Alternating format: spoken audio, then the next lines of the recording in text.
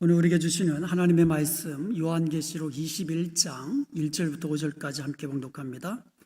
또 내가 새 하늘과 새 땅을 보니 처음 하늘과 처음 땅이 없어졌고 바다도 다시 있지 않더라. 또 내가 보매 거룩한 성 새 예루살렘이 하나님께로부터 하늘에서 내려오니 그 준비한 것이 신부가 남편을 위하여 단장한 것 같더라. 내가 들으니 보좌에서 큰 음성이 나서 이르되 보라 하나님의 장막이 사람들과 함께 있음에 하나님이 그들과 함께 계시리니 그들은 하나님의 백성이 되고 하나님은 친히 그들과 함께 계셔서 모든 눈물을 그 눈에서 닦아주시니 다시는 사망이 없고 애통한 것이나 곡하는 것이나 아픈 것이 다시 있지 아니하리니 처음 것들이 다 지나갔음이러라. 보좌에 앉으신 이가 이르시되 보라 내가 만물을 새롭게 하노라 하시고 또 이르시되 이 말은 신실하고 참되니 기록하라 하시고. 아멘. 오늘 본문 말씀은요, 창세 이후에 하나님이 계획하셨던 구속 역사의 최고의 정점에 이르는 그와 같은 장면을 이제 묘사하고 있습니다. 구속의 완성, 새 하늘과 새 땅에서 우리의 구원이 이루어지는 그러한 참 놀라운 장면입니다. 요한계시록은요, 두 개, 그러니까 이중적인 결론을 향하여 진행되고 있습니다. 바벨론으로 우리가 불려지는 이 세상, 이 바벨론은 사탄의 통치 대상이고요. 그 다음에 새 예루살렘은 하나님의 통치의 대상입니다. 그런데 결론이 달라요. 바벨론, 불신 세력은 멸망이잖아요. 심판과 멸망. 그러나 새 예루살렘, 끝까지 하나님 손에 붙들림 바 되어서 구원 얻는 그리스도의 신부된 교회가 이 주님의 온전하신 완전한 구원을 이루는, 구원을 얻는, 천국에서 영상복락을 누리는 이런 두 가지 결론으로 요한계시록은 진행되고 있는 것이에요. 바벨론은 순식간에 멸망할 것이고 새하늘, 새 땅, 그리고 새 예루살렘은 최고의 천상적인 영광을 취하여 그 영원히 그 복락을 누리는 그와 같은 영광스러운 교회의 모습을 우리에게 보여주는 겁니다. 그러니까 결론이 다른 겁니다. 이런 이중적인 결론 중간에 오늘 본문이 들어가 있는 겁니다. 자, 그러면 이 도표를 한번 보도록 하겠습니다. 자, 도표를 보시면은 이게 요한계시록이 이중적 결론을 향하여 달려가고 있다는 사실을 이제 보여주고 있죠. 1장에서 3장까지, 그러니까 1장은 복 있는 사람에 대해서 이제 이야기하고요. 그리고 주님이 이제 다시 구름 타고 오시리라 재림에 대해서 알려주고요. 그리고 7교회에 대해서 말씀하신 이가 이제 등장을 하죠. 그리고 2장과 3장은 아시아의 7교회가 나오죠. 그 다음에 4장부터 16장까지 이제 긴 이제 본론이라면, 그 다음에 이중적 결론이 나오는 거예요. 자, 이중적 결론은 뭐라 그랬어요? 바벨론은 멸망하는 거. 그러니까 17장 1절에서 19장 10절까지 보면 이제 바벨론의 멸망에 대해서 나오고 있습니다. 그 다음에 또 하나는 새 예루살렘이 등장을 하죠. 이것은 21장 9절부터 22장 5절까지 새 예루살렘에 대해서 이야기하고 있어요. 그 중간에 이중적 결론에 대한 이 중간에 이제 삽입된 그와 같은 내용이 나오는 거예요. 그게 19장 11절부터 21장 8절까지입니다. 이것을 둘로 구분하면 우리가 19장하고 20장에서 봤잖아요. 치유 심판. 이거는 이 바벨론이 멸망하는 것을 보충 설명해 주는 거예요. 그리고 오늘 우리가 살펴볼 이 새 하늘과 새 땅, 이것은 이 새 예루살렘에 등장하는 것을 이제 보충 설명하고 있는 것입니다. 이 도표가 바벨론의 멸망이 이제 두 개가 들어가 있네요. 밑에 있는 바벨론의 멸망은 새 하늘과 새 땅, 오늘 본문에 나와 있는 새 하늘과 새 땅이 되겠습니다. 오늘 21장 하기 전에 우리 계시록 전체를 다시 한번 복습해 보도록 하겠습니다. 저 도표 여러분 기억나세요? 저 요한계시록 전체 도표를 다시 한번 여러분 복습하고 싶으시면 요한계시록 이 성경 공부 맨 앞쪽으로 가시면 처음 두 번, 세 번에 걸쳐서 저 도표에 대해서 제가 설명을 해 드린 적이 있습니다. 1장 좀 전에 설명해 드렸죠. 복구름교회라고 그랬죠. 그래서 이 하나님의 주님의 말씀을 읽는 자와 이 듣는 자들과 그 지키는 자들이 복이 있다. 그리고 구름 타고 다시 오리라고 말씀하셨고요. 아시아의 7교회에게 말씀하시는 주님이 이제 거기 등장합니다.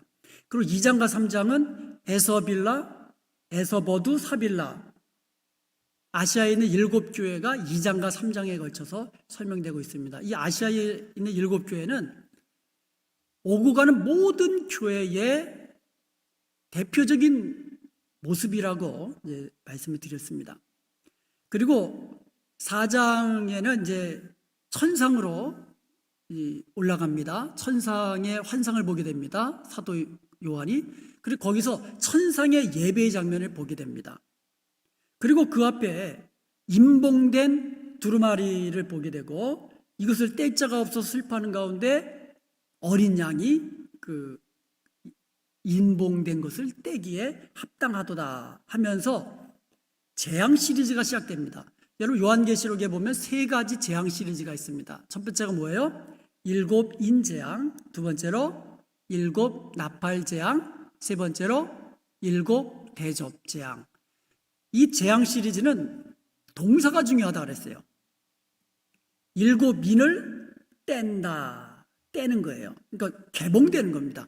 이렇게 봉인되어 있는 것, 이것이 이제 봉인되어 있는 거를 떼어버리는 거예요. 겉봉투를 띄듯이. 그러면 이제 열릴 거 아닙니까? 그래서 그것을 이제 인을 뗀다 그랬고, 나팔은 분다. 나팔을 불면 그때부터 이제 재앙이 시작되는 것을 본격적으로 재앙이 시작되는 것을 알려준다 그랬어요. 그 다음에 대접을 쏟는다. 여러분 쏟는 거는 완전히 직접적인 행위거든요. 그래서 성경에 보면은 대접 재앙을 마지막 재앙이다 이렇게 되어 있어요. 이 3가지 재앙 시리즈를 중심으로 계시록 그 6장부터 시작이 되는 거예요. 그래서 6 그러면 6인 재앙 이렇게 외우면 됩니다. 계시록 6장은 뭐라고요? 6인 재앙. 그리고 7번째 인을 떼기에 앞서서 7장에서 인침마드 14만 4천이 나오죠.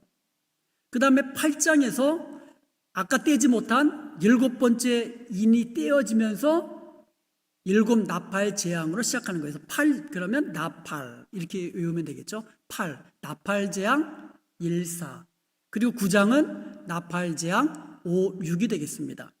그리고 나팔 재앙 7번째가 나와야 되는데 그것은 또 그 사이에 잠시 삽입이 있는 거예요. 그래서 10장에서는 작은 두루마리가 나오고 11장에서는 1, 둘이죠. 두 증인에 대한 이야기가 나옵니다. 그리고 11장 15절에서 19절까지 드디어 7번째 나팔이 울리는 거예요. 7번째 나팔이 울리고 그 다음에 7 대접 시리즈가 바로 시작하는 것이 아니라 그 사이에 중요한 삽입이 나옵니다. 12장, 13장, 14장 아주 중요하죠. 12장에서 뭐가 나옵니까? 붉은 용이 나와요. 붉은 용과 여자. 붉은 용은 뭐라 그랬어요? 사탄이라 그랬죠. 13장에 이르러서는 2 짐승이 나옵니다. 바다에서 나오는 짐승, 땅에서 올라오는 짐승. 바다에서 나오는 짐승은 뭐라 그랬어요? 적그리스도라고 그랬고, 땅에서 올라오는 짐승은 거짓 선지자라고 했습니다. 그래서 붉은 용과 바다에서 나오는 짐승, 땅에서 올라오는 짐승, 사탄적 삼위일체가 있다 그랬어요. 그래서 이 사탄적 삼위일체가 교회, 믿는 성도들을 얼마나 핍박하는지 몰라요. 그래서 요한계시록 13장에서 666이 나오는 거예요. 짐승의 표가 거기에 등장하는 겁니다. 그렇지만 14장에 이르러서는 아무리 사탄과 적그리스도와 거짓 선지자가 세상의 바벨론 세력과 합세해서 교회를 박해한다 할지라도 구원받은, 인침받은 14만 4천, 하나님의 인으로 인침받은 14만 4천은 건드릴 수 없다라고 말하고 있는 거예요. 그래서 구원받은 14만 4천이 14장에 다시 등장하고요. 그리고 마지막 추수가 이루어지는 거예요. 그리고 나서 15장과 16장에서 이제 7대접이 이제 준비되고 7대접이 실행되고, 그리고 17장 큰 음녀 환상을 보고, 그 다음에 18장 큰 바벨론이 멸망하는 거예요. 이제 바벨론이 멸망하면서 19장에서 어린 양 혼인잔치가 있고, 20장에서 천년왕국이 이루어지고, 그리고 오늘 21장에서 새하늘과 새 땅이 이루어지고, 22장에서 천국에서의 생활이 어떠한지를 보여주고 있는 거예요. 이게 바로 요한계시록 전체의 모습이라고 보면 되겠습니다. 자, 그러면 우리가 아까 도표를 보시면은요, 이중적 결론에서 이제 삽입이 있다 그랬죠. 그래서 19장 11절부터 20장 15절까지는 우리 지난주와 지지난주에 살펴본 대로 최후의 심판이 나오는 거예요. 그러니까 바벨론 멸망을 보충 설명하는 거예요. 그러니까 최후 심판을 통해서 악의 세력이 철저히 심판받고 멸망한다는 걸 보여줘요. 여러분 19장과 20장을 거쳐서요, 붉은 용, 사탄이 불못에 떨어지죠. 그리고 적그리스도와 거짓 선지자도 불못에 떨어지죠. 그리고 불신자들, 그러니까 이 사탄의 인을 받고 그 다음에 그 사탄에게 경배한 그런 사람들도 전부 다 불못에 떨어지죠. 이게 이 최후의 심판의 모습이에요. 반대로 이제 새하늘과 새 땅이 21장 9절부터 등장하는데, 오늘 본문, 그러니까 21장 1절부터 8절에 걸쳐서 새하늘과 새 땅의 어떠한 모습인지를 우리에게 설명해 주고 있습니다. 그래서 이것은 이 장차 새 예루살렘의 등장을 보충 설명하는 거예요. 자, 그러면 오늘 본문 말씀을 통해서 새 하늘과 새 땅은 과연 어떠한 모습일까 한번 살펴보기를 원합니다. 우리가 새 하늘과 새 땅이라는 말 많이 듣잖아요. 새 하늘과 새 땅. 새 하늘과 새 땅은 도대체 어떤 모습인가?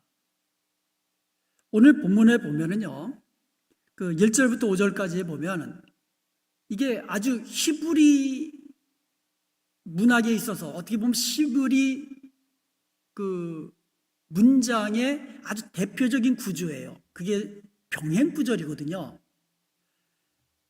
본문의 구조를 여러분 그 도표에서 보는 것 같이 A, B, C, D, D-, C-, B-, A- 이런 식으로 교차적으로 병행되어 있는 것을 볼 수가 있어요.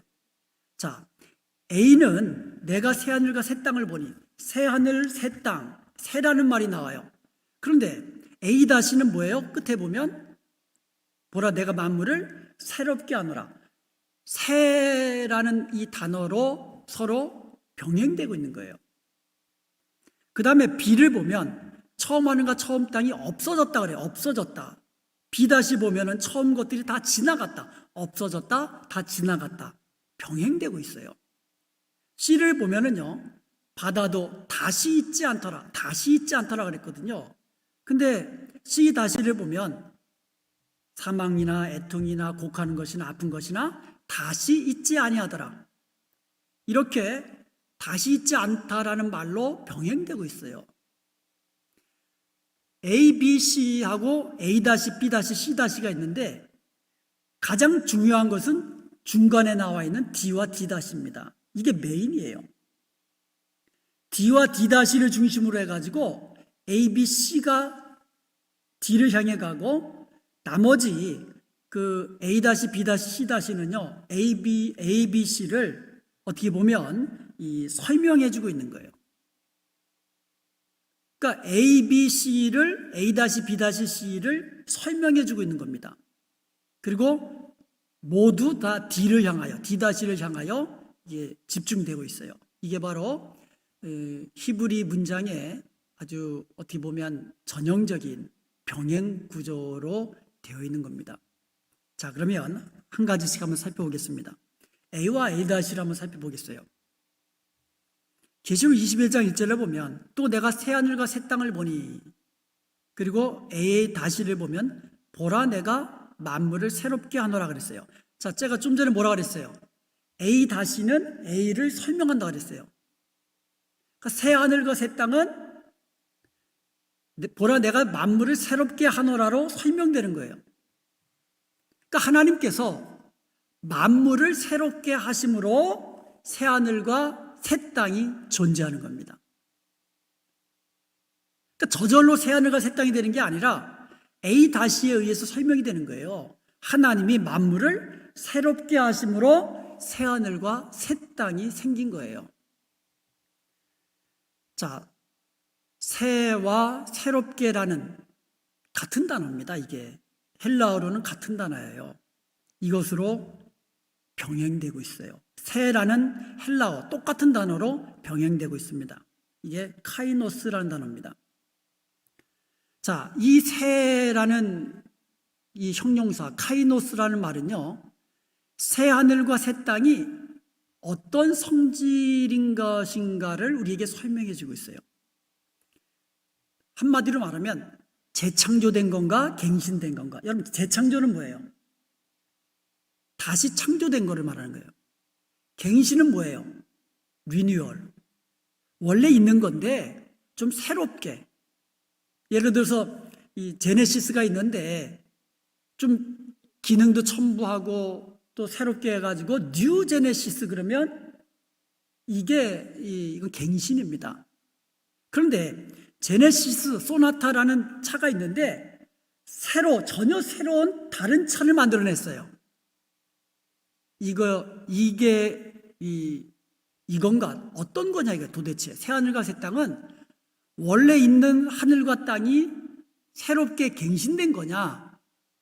아니면 여기서 말하는 새하늘과 새 땅은 완전히 새로운 것으로 다시 창조된 거냐? 이것을 우리가 이 시간 살펴보기를 원합니다. 학자들에 따라서 조금씩 견해가 달라지는데요. 키는 새라는 헬라어 단어에 있습니다. 헬라어에 새롭게라는 이 형용사는 두 개가 있어요. 카이노스라는 말하고 네오스라는 말이 있어요. 둘 다 새로운, 새라는 뉴라는 의미를 가지고 있어요. 먼저 네오스라는 단어를 한번 보겠습니다. 이 네오스라는 단어는 신약 성경에 24번 사용됐어요. 이것은 young, useful이라는 의미가 있어요. 그러니까 젊다, 어리다 이런 의미가 있고요. 그 다음에 new, fresh. 근데 이거는 시간적으로 최근의 것을 말하는 거예요. 그러니까 이게 new, in time, 시간적으로 새로운 거, 최근의 것. 그러니까 최근에 발견된 거, 네오스예요. 최근에 드러난 것, 이게 네오스입니다. 그러니까 원래 있는 건데 그동안 가려져 있다가 최근에 드러났다는 거예요. 시간적으로 최근에 생겼다는 거예요. 이런 의미에서 네오스입니다. 성경에 네오스는요, 이런 예를 든다면, 여러분 새 포도주는 세부대예라는 말 있죠. 새술은 세부대예. 새 포도주는 어떤 포도주를 말해요? 새로 담근 포도주가 새 포도주예요. 최근에 새로 담근 술, 새술입니다. 근데 네오스예요. 그 다음에 젊은 자라는 말이 나와요. 성경에 보면 젊은 자 할 때 이 젊은이라는 형용사가 바로 네오스라는 이 헬라어가 사용된 거예요. 반면에 카이노스라는 헬라어는요, 성경에 42번 사용됐어요. 그러니까 네오스보다 2배 많이 사용됐어요. 이것은요, new in quality, 질적으로 새로운 것을 의미하는 거예요. 질적으로 새로운 것. 존재적으로 완전히 새로운 것을 의미하는 겁니다. 이 두 단어가 함께 쓰여 있는 성경이 있습니다. 그 대표적인 것이 마태복음 9장 17절이에요. 마태복음 9장 17절에 보면 새 포도주를 낡은 가죽 부대에 넣지 아니하나니 그렇게 하면 부대가 터져 포도주도 쏟아지고 부대도 버리게 됩니다. 새 포도주는 새 부대에 넣어야 둘이 다 보존되느니라. 여기에 보면 새 포도주가 있고 새 부대가 나옵니다. 조금 전에 제가 새 포도주 할 때 새는 뭐라 그랬어요? 네오스라 그랬어요. 시간적으로 최근에 담근 술이란 뜻이죠. 그런데 새 부대는 뭐겠어요? 새 부대. 이때 새 부대는 카이노스입니다. 카이노스. 예수님이 말씀하실 때 새 부대라고 하실 때 새라는 말을 카이노스를 쓰셨어요. 똑같은 뉴, 새라는 의미인데 예수님이 말씀하실 때 새 포도주는 이 네오스, 새 부대는 카이노스를 쓰셨다는 말이에요. 왜 그러셨을까? 여기서 말하는 새 포도주는요, 예수님의 말씀, 예수님이 전하시는 복음을 의미하는 거거든요. 그러니까 이 복음은요, 전에부터 계속 이 약속되어 왔던 거거든요. 예를 든다면 로마서 1장 2절에 보면 이 복음은 하나님이 선지자들을 통하여 그의 아들에 관하여 성경에 미리 약속하신 것이라 그랬거든요. 그러니까 복음이라는 것이 이전에도 있었다는 거예요. 원시복음이 뭐예요? 창세기 3장 15절이잖아요. 그때부터 복음은 미리 예언되어 있었던 거예요. 그러다가 예수님의 오심으로 말미암아 완전히 드러난 거죠. 그래서 이 복음은 네오스예요. 네오스입니다. 최근에 예수님을 통해서 드러난 거예요. 복음이 새롭게. 그런데 이 복음을, 새 포도주를 담는 부대는 무엇을 의미냐면 유대교를 의미하는 거예요. 복음은 기존의 부대, 즉 유대교에 담을 수 없다고 말씀하시는 거예요. 완전히 새로운 종교, 그리스도교죠. 기독교. 기독교만이 그 복음을 담을 수 있는 그릇이다고 말씀하신 거예요. 그래서 완전히 새로운 거. 그래서 카이노스가 새 부대예요.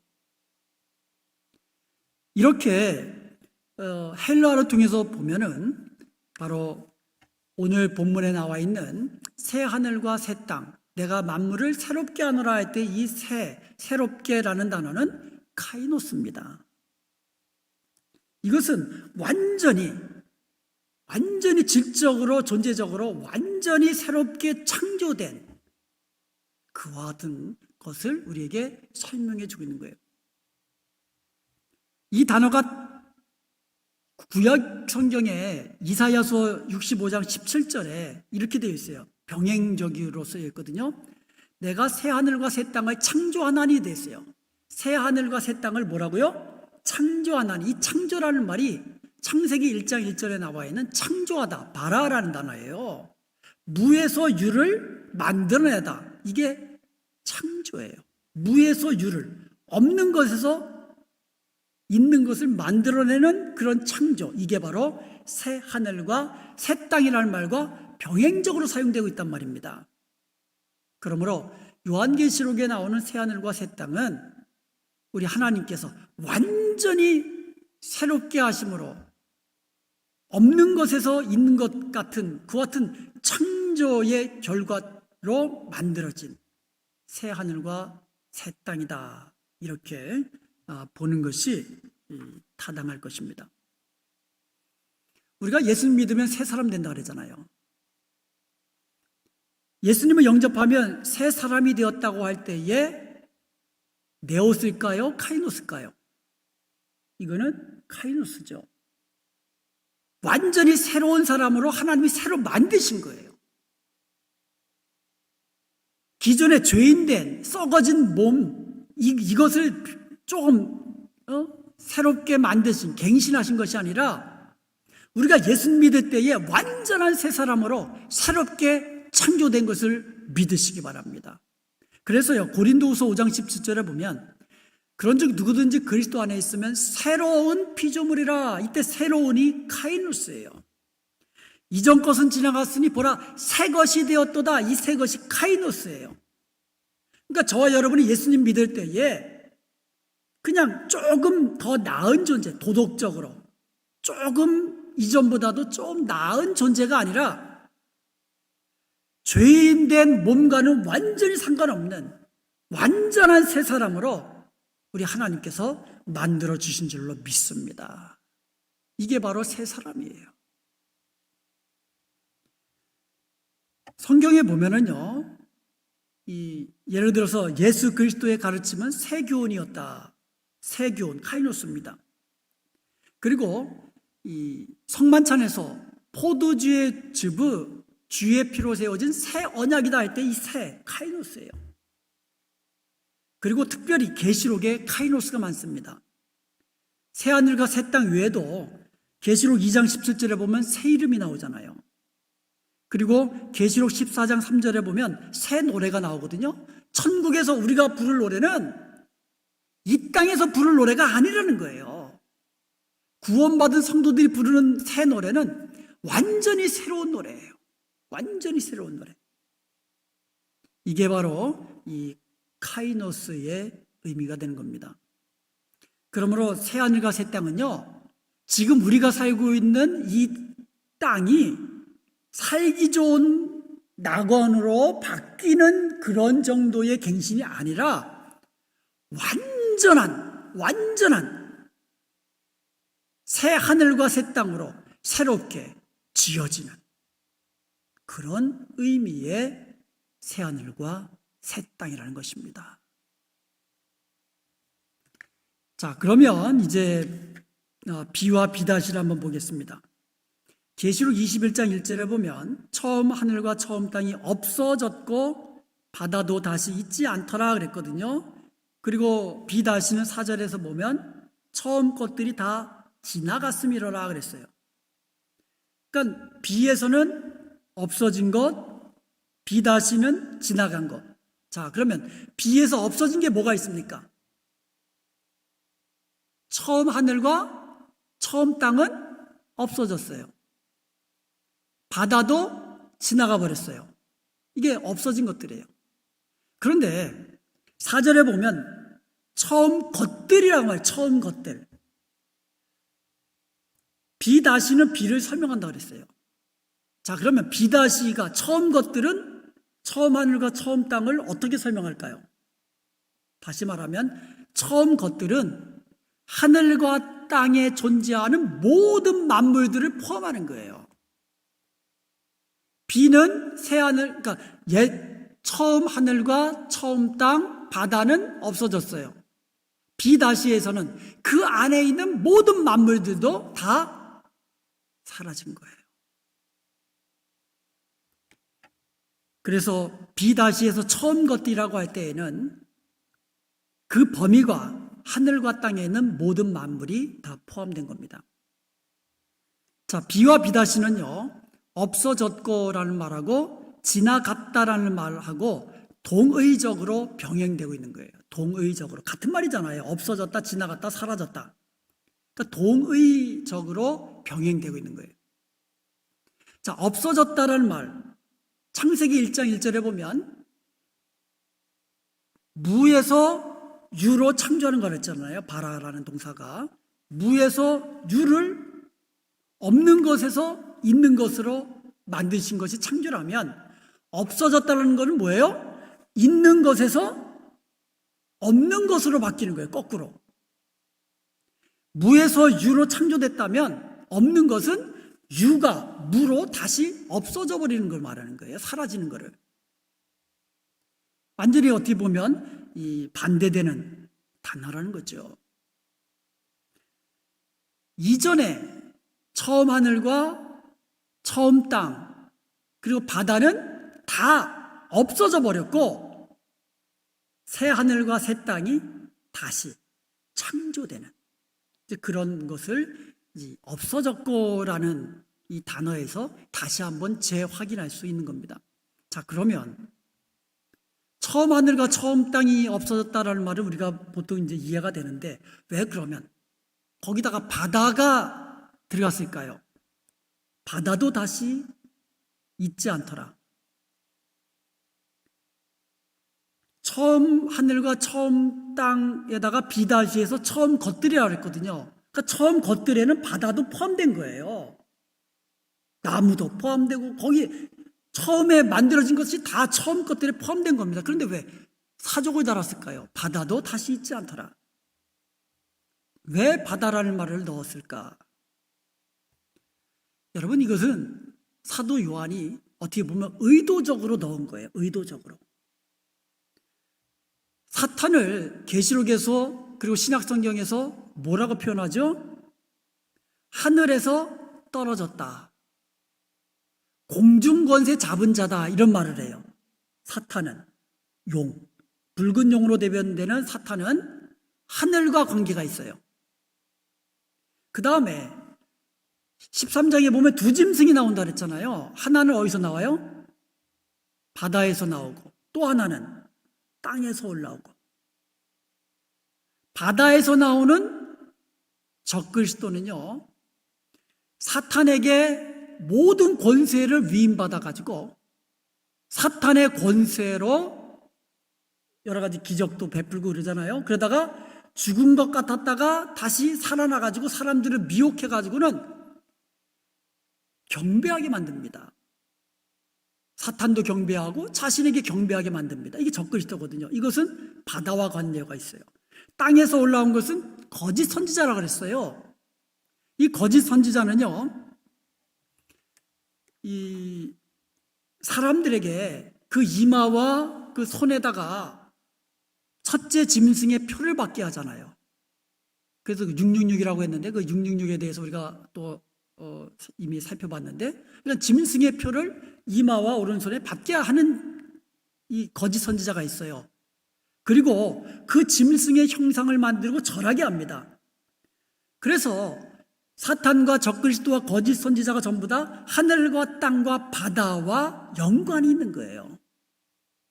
그래서 없어진 거를 대표적으로 이야기할 때 처음 하늘과 처음 땅도 없어졌고 바다도 다시 있지 않더라라고 어떻게 보면 의도적으로 이야기하는 겁니다. 악의 세력이 다 사라진 그곳이 어디냐? 새하늘과 새 땅임을 강조하기 위함이에요. 그러니까 새하늘과 새 땅은요, 악의 세력이란 완전히 다 사라지고 멸망받아서 이제는 악의 세력이 더 이상 남아있지 않는 그것이 바로 새하늘과 새 땅이라는 것을 어떻게 보면 강조하기 위해서 이 바다라는 것도 다시 있지 않더라, 이렇게 의도적으로 집어 넣은 것으로 우리는 해석할 수가 있습니다. 이제 씨와 씨의 다시에 대해서 살펴보겠습니다. 씨는 1절에 보면 바다도 다시 있지 않더라, 다시 있지 않더라 그랬어요. 그리고 씨 다시에 보면 모든 눈물을 그 눈에서 닦아주시니 다시는 사망이 없고 애통하는 것이나 곡하는 것이나 아픈 것이 다시 있지 아니하더라. 다시 있지 아니하더라, 다시 있지 아니하더라. 이것은 언어적인 병행입니다. 언어적 병행이라고 합니다. 우리 눈에 보이는 것들, 또 인생에서 우리가 겪게 되는 희노애락, 천국에서는 다 사라지는 것을 의미하는 거예요. 성도들에게 쓴 눈물을 흘리게 하고 고통을 안겨주었던 악의 근원이 파괴되니까 더 이상 하나님의 백성들에게 눈에서는 눈물이 있을 이유가 없는 거예요.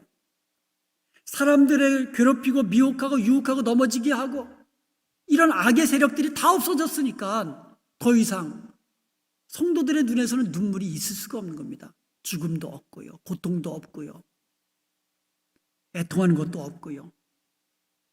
악의 세력이 없어짐과 동시에 성도들을 괴롭혔던 이 땅에서의 모든 그와 같은 것들은 다 사라진 거예요. 다시 있지 아니하더라.